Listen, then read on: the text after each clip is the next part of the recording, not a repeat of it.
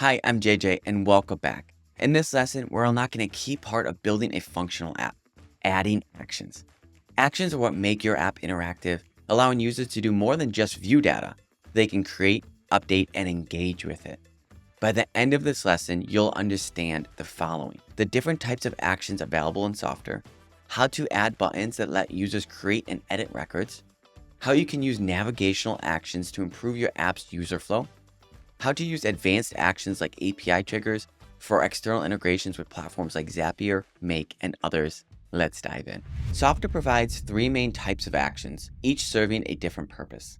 Data actions, which let users manage information by adding, updating, or deleting records directly within the application. Navigation actions, which help users navigate smoothly by linking to other pages, scrolling to specific areas, or opening external links. And advanced actions, which enable more complex operations like triggering API calls to automate workflows. These interactive features empower users to do more with your app, making it highly functional and engaging. In Softr, actions can be placed in three different ways.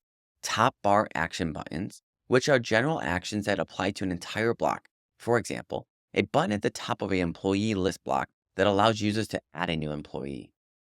Or item level actions, which are actions that apply to a specific records within a block. For example, an edit button next to each record that allows users to edit that employee. Or item on click actions, which are actions triggered when a user clicks an individual record in a block. For example, a user clicking on a record navigates the user to a dedicated detail page for that record. Understanding where to place each action can help you structure your app's usability and user experience. Now that we understand the different types of action buttons, let's discuss what data actions can do. Data actions let users manage and manipulate records directly inside your application. These actions can be applied to dynamic blocks, such as lists, tables, calendars, and others. Let's start by allowing users to add a new employee directly from your application. For this, select Add Top Bar button and choose the Add Record option. Customize the Add Record fields. Map each form field to your data source and select the input types. For employee name, choose a text input and map it to the name field in your database. For each field, you can set the label, which indicates to your users what the input is for, the placeholder text, which guides your users on how to fill out the field, and whether it's a required field or not, which ensures that the users must complete the field before submission if necessary. And just like that, we've added actions to your software application. Now, let's enable users to edit existing records. Click on the related block that you'd like to modify and go to the Actions tab. Once there, click on Item Buttons and select Edit Record to enable the edit action.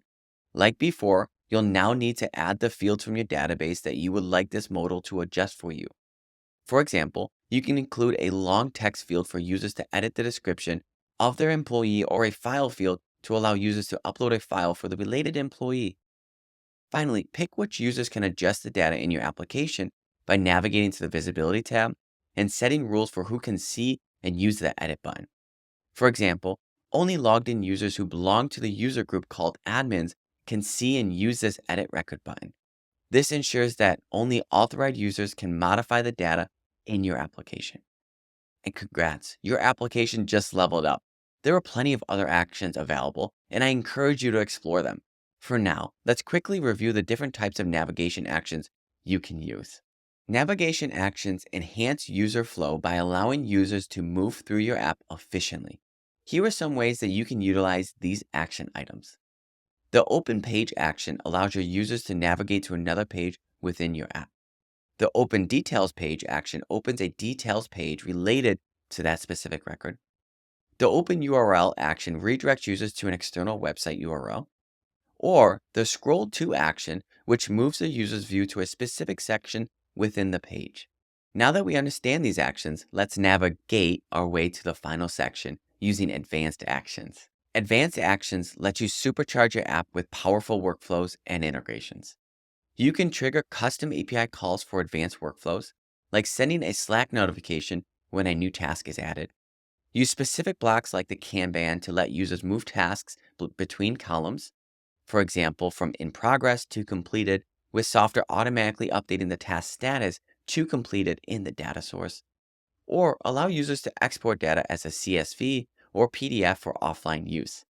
Once your actions are set up, let's test everything. Click the preview mode in the top right corner. Preview the app as a user with admin permissions using the dropdown in the top left corner. Test your add and edit actions configured in this lesson. As you do, you'll notice that Softr automatically generates a modal for you, one of the many ways Softr saves you time. And that's it. You've just transformed your app into a fully interactive tool by adding actions that allow users to create, edit, and navigate through data seamlessly. In the next lesson, we'll focus on user authentication, setting up login, sign up, and managing user accounts for a secure experience. Until then, take some time to fine tune your actions, and I'll see you in lesson 5.